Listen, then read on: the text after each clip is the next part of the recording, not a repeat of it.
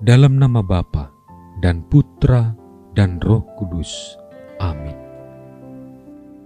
Ya Bapa, Tuhan langit dan bumi, kerajaan-Mu Kau wahyukan kepada orang kecil dan rendah hati. Berilah kami hati yang terbuka bagi kehadiran dan kekayaan-Mu yang terpantul dalam kitab suci, dalam alam semesta, dan dalam hidup kami. Inilah permohonan kami dengan pengantaraan Kristus Tuhan kami. Amin.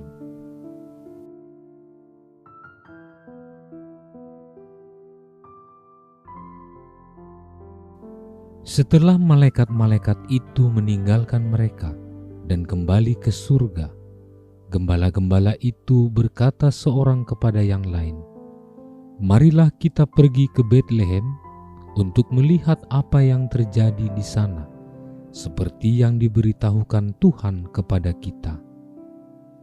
Lalu mereka cepat-cepat berangkat dan menjumpai Maria dan Yusuf dan bayi itu yang sedang berbaring di dalam palungan. Dan ketika mereka melihatnya, mereka memberitahukan apa yang telah dikatakan kepada mereka tentang anak itu. Dan semua orang yang mendengarnya heran tentang apa yang dikatakan gembala-gembala itu kepada mereka. Tetapi Maria menyimpan segala perkara itu di dalam hatinya dan merenungkannya. Maka kembalilah gembala-gembala itu sambil memuji dan memuliakan Allah karena segala sesuatu yang mereka dengar dan mereka lihat. Semuanya sesuai dengan apa yang telah dikatakan kepada mereka. Demikianlah sabda Tuhan. Saudara-saudari terkasih, sebuah quotes menarik dari Santo Ambrosius berbunyi demikian. Keheningan adalah awal dari iman, sebab dalam keheningan kita belajar mendengarkan sabda Allah. Keheningan itu bukan soal tutup mulut dan diam saja, atau menghindari kebisingan dan pergi jauh dari keramaian kota, serta padatnya jam pekerjaan. Dan jelas bukan healing seperti dalam pengertian kaum milenial. Keheningan adalah sebuah komunikasi intim dengan Allah, membiarkan Allah berbicara dan kita mendengarkan. Titik fokus keheningan adalah Allah.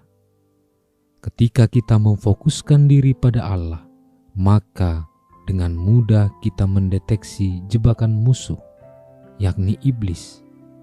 Kita akan lebih berani mengekang lidah untuk tidak berkata-kata busuk hingga membawa diri sendiri dan orang lain jatuh ke dalam dosa. Saudara-saudari terkasih, pada hari ini kita merayakan sukacita besar, yakni kelahiran Sang Juru Selamat, Yesus Kristus. Penginjil Lukas mencatat bahwa kejadian itu berlangsung di Betlehem, bukan di kota, tapi jauh dari keramaian dan hiruk-pikuk manusia. Sang penebus lahir dalam kandang ternak, dibaringkan dalam palungan. Yusuf, Maria, dan para gembala menjadi saksi peristiwa besar itu di tengah padang belantara keheningan dunia. Bunda Maria menyambut peristiwa itu dengan hening. Maria menyimpan segala perkara itu di dalam hatinya dan merenungkannya.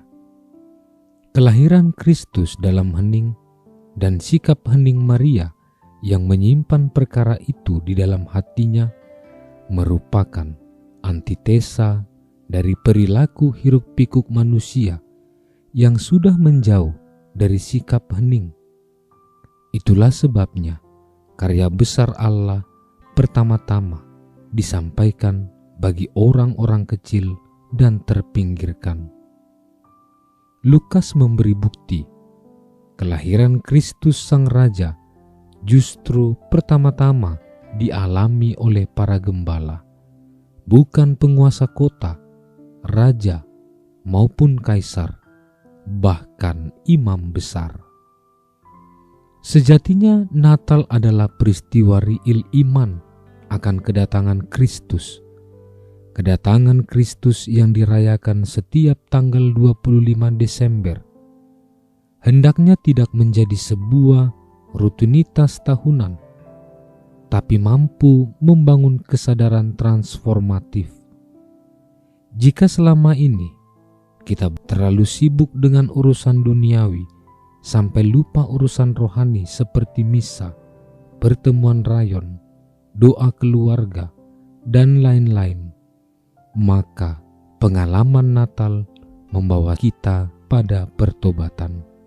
Jika selama ini kita terlalu banyak berbicara, bergosip, menebar hoaks, iri hati, mengkambing hitamkan orang lain, dan lain-lain, maka kisah Natal menarik kita keluar dari dosa. Saatnya bagi saya untuk menepi dalam keheningan, menyimpan semua perkara dalam hati seperti Bunda Maria, mencoba memaknai setiap peristiwa dan bertolak lebih dalam untuk menelisik jejak-jejak Allah dalam setiap cerita kehidupan yang saya alami.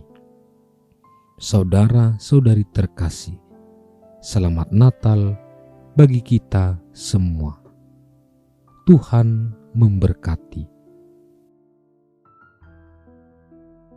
Kristus Tuhan kami, jadilah terang bagi kami agar mampu memaknai keheningan Natal sebagai peristiwa iman yang berdampak pada pertobatan.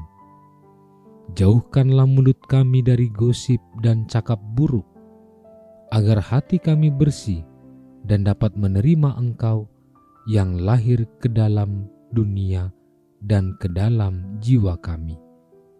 Engkau juru selamat kami, kini dan sepanjang segala masa.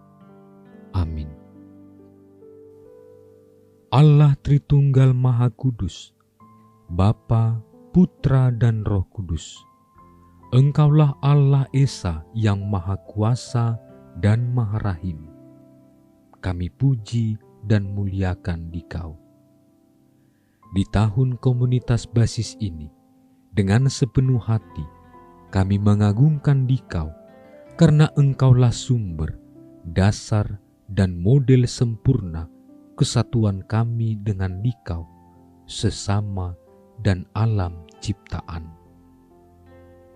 Kami mohon, anugerahilah kami Roh Kudus-Mu, agar kami mampu membangun persaudaraan dan persekutuan sejati di dalam keluarga, komunitas-komunitas, dan seluruh gereja.